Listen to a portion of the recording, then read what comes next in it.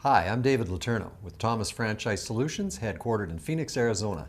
I have a map spread in front of me of the Valley of the Sun, the Phoenix area.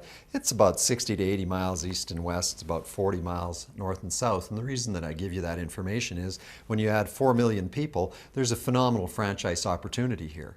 Now, I'm going to talk today about the power of regional development franchising. Some people call it master franchising. I call it the perfect business, and here's why.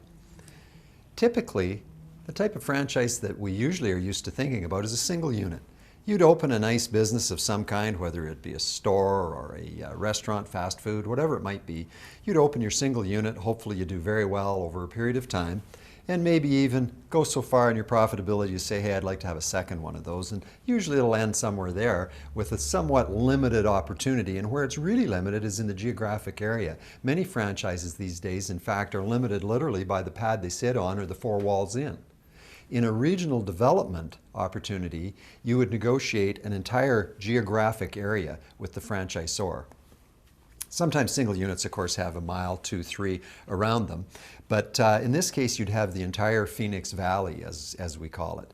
And so usually you would open that first location yourself and enjoy the profitability of that, probably install a manager, so that then you could concentrate on awarding other franchises to other great people that you want to see in that business and to be successful. And as they open their locations, you earn a piece of the franchise fee. In many cases, franchise fee is between $30,000, $50,000, $40,000 is very common, or somewhere in that area.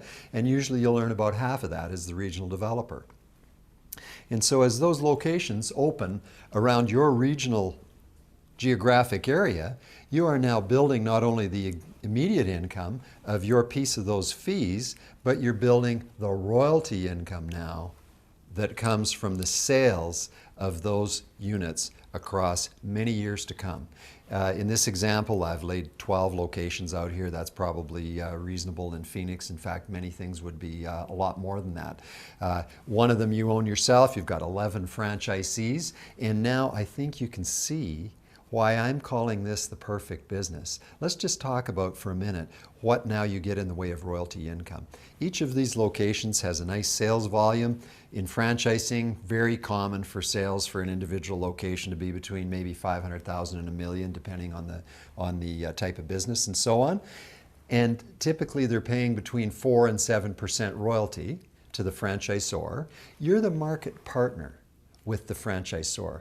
You're taking care of business on their behalf on a day-to-day basis, and you can see the biggest work was done in the early days. And when we say royalty income, the definition of that is that the work is done early and later it gets easier. And so once you have this built out, you've got the royalty income that's going to go on for many years to come. And of course, now you're into a lifestyle business. Some people refer to it as white-collar franchising. It's really kind of a business-to-business franchise. And so this is really suitable for those people that want a little bigger picture than a single unit. They want a little bit more freedom in their future. They want to have a little bigger upside.